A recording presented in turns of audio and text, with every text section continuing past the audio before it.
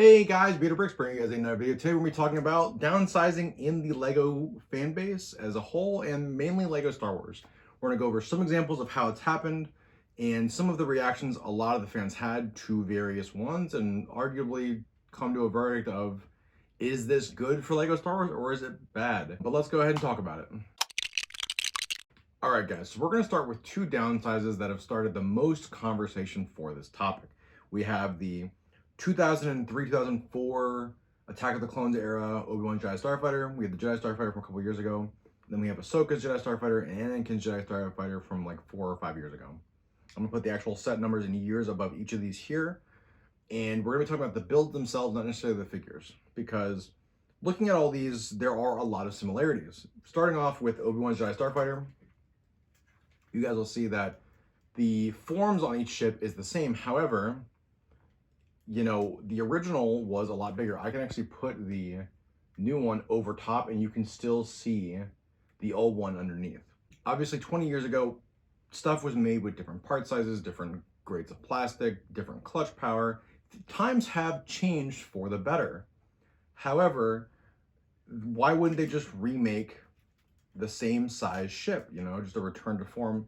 And I think it just has something to do definitely with the pieces they have with this set. When this set released, I believe it was $20. I think this was $19.99 when it came out.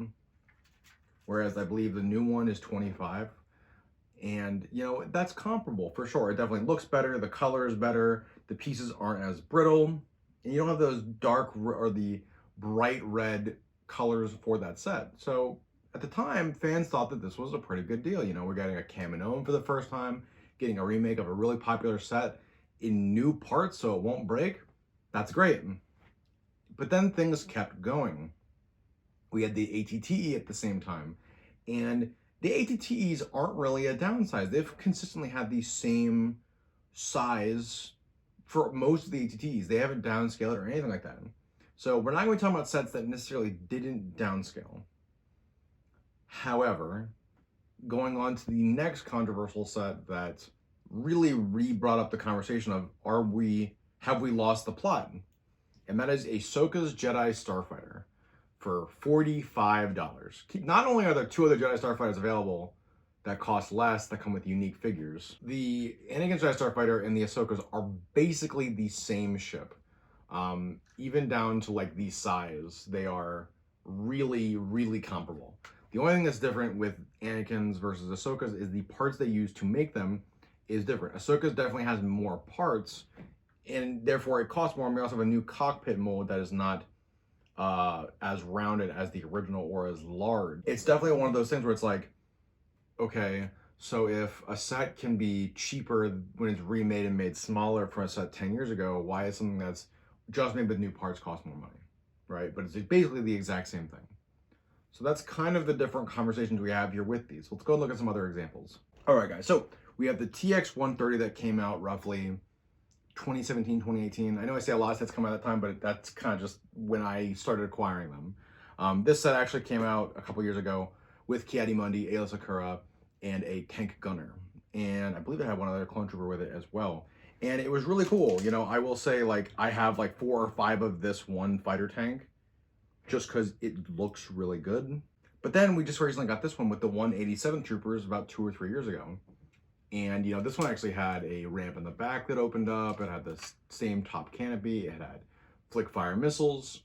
And the size is definitely more comparable to what a clone trooper would probably be using if LEGO was real. So I think this size is pretty good. It's a good upscale for what we got. And this was 15 or 20 bucks when it came out. And then this one, it was 35.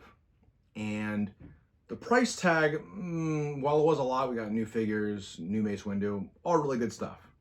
So I don't think that is totally a bad thing. And I think this was well received by the community because we got a lot of good benefits, new clone troopers, just a larger build. It seemed like it was a return to form for LEGO Star Wars. The next one is going to be a little bit of a controversial take. What I have here is the 2009, 2012 Clone Wars gunship. You can see by the art on the front. And then I have the 2013, 2014 gunship that came with Obi-Wan, Anakin, and Padme. I do think the size is good, and there are some lessons to be learned with these gunships. Like the 2014 one has a handle that we picked up from the vendor. There definitely is some good things, some good changes they made, but ultimately, people really enjoyed these large sizes for these gunships. And for some reason, Lego a year or two ago decided to change that when they released the Coruscant Guard gunship.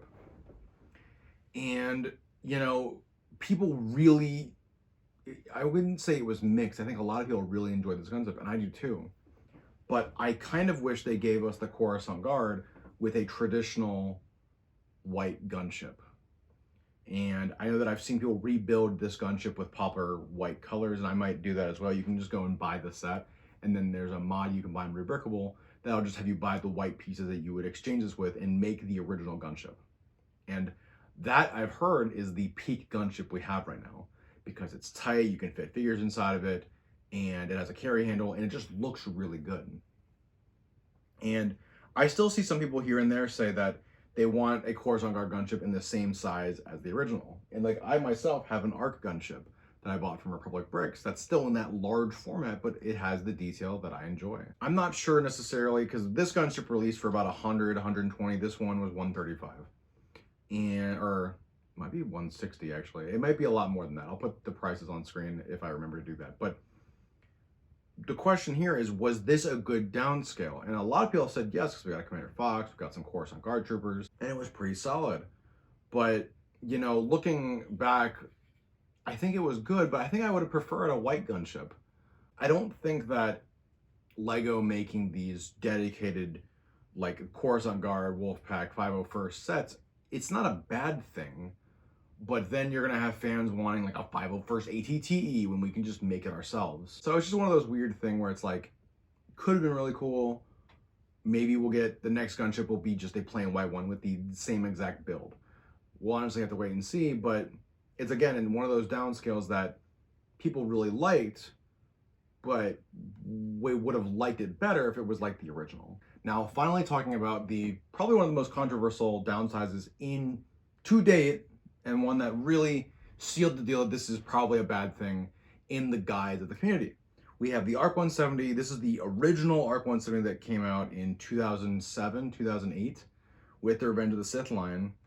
And you can tell it's the original by when I pull these two glass panels up, these side panels actually fold open so you can reach the astromech droid. It was one of those things that this set was always coveted by people. They wanted this set because it was the big one. It was the big ARC 170, and it's only gotten more expensive. I think nowadays this set is like $200 or $300 online, new in box.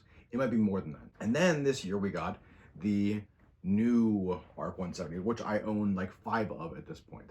And I think it's a really good build. Objectively though, I would have liked to have a larger one. Ahsoka's Jedi Starfighter is definitely comparable to the ARC 170. But there's something that could have been done. They didn't have to make the fuselage bigger, but they could have made the wings come out a little bit more, maybe like an extra wing or two, or straight plates from the inside to make it just like 1 or 2, 3 studs larger to give it that, you know, awe-inspiring presence, that aura that it needed, that it had back in 2007. And I think that's one of the big things is like, it's a cool set. And this set still does have the functionality of the wings that fold up and down, and they don't need as large of a fuselage where you spin this with the Technic build on the inside and you turn it and the wings will actually fold up. But it definitely could be why it was so big back in the day, that they had to build that. They wanted to have the wings open up, and then also they wanted to have a, you know, a wingspan that was comparable to the fuselage. And a lot of people felt really a certain way about this ARC 170. I think it's a solid build, and it's definitely cool that we have one, but I would have much rather wanted a bigger one, whereas a lot of fans felt the same way. And so now ultimately we're getting to a point where we are getting a small playset sized Jango Fett's Starfighter to go with it. And I'm pretty sure it's gonna be the same build as this one that we received a couple years ago, but it's one of those things that if it's not the same size as this one and it's larger, or if it's a different scale from this one entirely, you know, what scale are we supposed to be you know, using for our all of our builds? And does Lego really care so much about the scale of things? They just build the thing in the sizes that they can afford to, and that's really it. Or is there a size that Lego is aiming for all of their sets going forward? Because with the Ewing that just came out for our Andor Season 2 and the original Ewing from Rogue One, that's absolutely a downscale that everyone absolutely hates. So it's one of those things like, why are we doing these downscales? I feel like Lego should say something about this.